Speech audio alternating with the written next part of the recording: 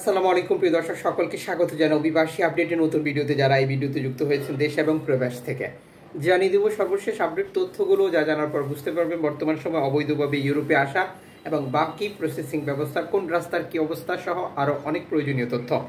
August মাসের 25 তারিখ আপনি নিজে দেখছেন, একজনকে দেখান, ভিডিওটি শেয়ার করে দিন, চ্যানেলটি সাবস্ক্রাইব করুন, ফেসবুক পেজটি ফলো করুন প্রতিদিনের ভিডিও প্রতিদিন দেখার জন্য। আপনি কোন দেশ থেকে এই ভিডিওতে যুক্ত হয়েছেন কমেন্টস করবেন, ইনশাল্লাহ আপনার কমেন্টসে রিপ্লাই করবো আমরা। ইউরোপে এসে আবার যুক্তরাজ্যে যাওয়া বহু অভিবাসীর স্বপ্ন। ইউরোপে এসেই যুক্তরাজ্যে যেতে হবে, যেহেতু যুক্তরাজ্যে যাওয়ার আর কোনো রাস্তা নাই। ফ্রান্সে আসতে হবে, আর ফ্রান্সের রাস্তা ব্যবহার করেই যুক্তরাজ্যে যেতে হবে। সর্বশেষ যুক্তরাজ্যের স্থানীয় দৈনিকগুলোর তথ্য মতে রেকর্ড সংখ্যক শরণার্থী প্রতিদিনই প্রবেশ করছে, যদিও এরই মধ্যে ফ্রান্স এবং যুক্তরাজ্য শরণার্থী ঠেকানোর জন্য নতুন নতুন চুক্তি করছে। কিছুতেই এই পরিস্থিতি নিয়ন্ত্রণ করতে পারছেন না, যার মূল কারণ হচ্ছে বর্তমান সময় ইউরোপের বিভিন্ন দেশের কঠোর অবস্থান, কাজের সংকট। আর এই পরিস্থিতিতে যুক্তরাজ্যই হতে পারে তাদের স্বপ্ন, আশা, উদ্দেশ্য, লক্ষ্যে পৌঁছানোর একমাত্র অবলম্বন। যে কারণেই ফ্রান্সের উপকূল ব্যবহার করে যুক্তরাজ্যে শরণার্থী প্রবেশ লাফিয়ে লাফিয়ে বৃদ্ধি পাচ্ছে, যা নিশ্চিত করেছে ফ্রান্স এবং যুক্তরাজ্য যৌথভাবে।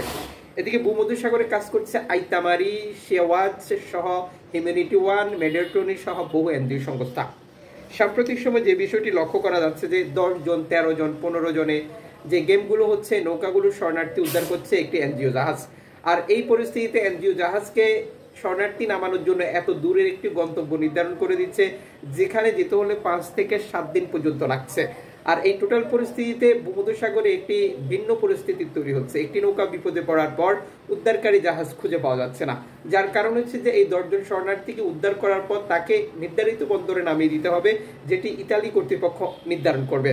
আর সেখানে নামাতে গিয়েই মূলত এই জটিলতা তৈরি হচ্ছে।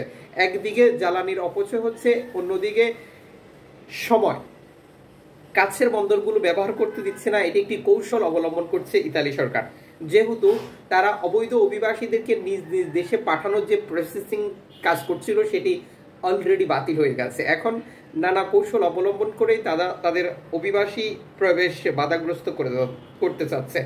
এদিকে তুরস্ক থেকে গ্রিসের উপকূলেও একই পরিস্থিতি। রেকর্ড সংখ্যক শরণার্থী বিভিন্ন উপত্যকা দ্বীপগুলোতে অবস্থান করছে, তবে অভিবাসী উদ্ধারে খুব একটা সহযোগিতা করছেন না গ্রিস কর্তৃপক্ষ।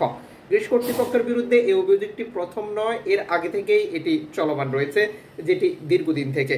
একই অবস্থা বর্তমান আফ্রিকার বিভিন্ন দেশ ব্যবহার করে স্পেনের উপত্যকা দ্বীপগুলোতে রেকর্ড সংখ্যক শরণার্থী আসার চেষ্টা করছে, আর এটি ধারাবাহিকভাবে বৃদ্ধি পাচ্ছে। দর্শক যুক্ত থাকুন, গেম অব্যাহত রয়েছে। অবৈধভাবে ইউরোপে প্রবেশের চাহিদা বৃদ্ধি পাচ্ছে। আর ইতালি সরকারের সর্বশেষ পরিস্থিতি তো আপনাদেরকে জানাচ্ছি, অবৈধভাবে ইতালি প্রবেশে বাংলাদেশ 1 নম্বর স্থানে রয়েছে, ধারাবাহিকভাবে 2022, 23, 24 এবং 25-এও।